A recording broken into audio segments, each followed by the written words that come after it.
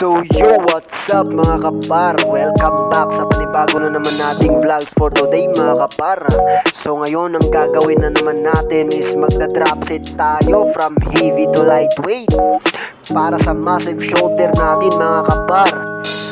Para mas mag-expand pa yung dalawang part natin sa shoulder, which is ang front delts at rear delts. So let's go mga kapar.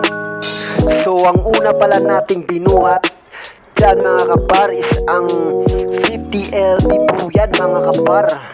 Nag-reps lang tayo, something mga 10 reps. At pagkatapos naman is sinunod naman natin ang 40 lb para sa follow up natin mga kapar. Dito ay nag-reps naman ako sa nasa 15 reps mga kapar. Nasa pangalawa pa lang tayo sa ating pagdadrop set mga kapar, pero ramdam ko na yung intense at tama sa ating shoulder. Kaya kung gusto mong kumapal at lumaki ang shoulder nyo mga kapar, pwede nyo subukan ng drop set katulad ng ginagawa ko mga kapar. So ang next naman ay sa 35 lb naman tayo.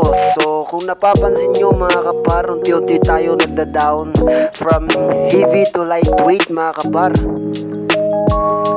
Pero kung napapansin nyo naman sa iba mga kapar, meron naman kasi tayong tinatawag na mga strategy. Ang ginagawa naman nila is reverse. Kung bago magsisimula sila sa magaan from light to heavy, kung baga ang adjustment dito isang repetition mga kapar. From light, mas maraming repetition, to heavy, pababa naman ang nakukuha mong repetitions. It's about to you, sa gymmers naman yan kung ano gusto niya. Basta importante dyan mga kapar, isang proper form na nag-execute para ma-point out yung part ng shoulder, which is ang front delt at rear delts. So dito mga kapar, ito na yung pinaka last drop set natin mga kapar. So ang kinuha natin na bigat dito, isang kasunod na 30 lb. Kumbaga dito mga kapar, nag high reps tayo dito mga kapar, kasi panghuli na dito para sa ating massive shoulder.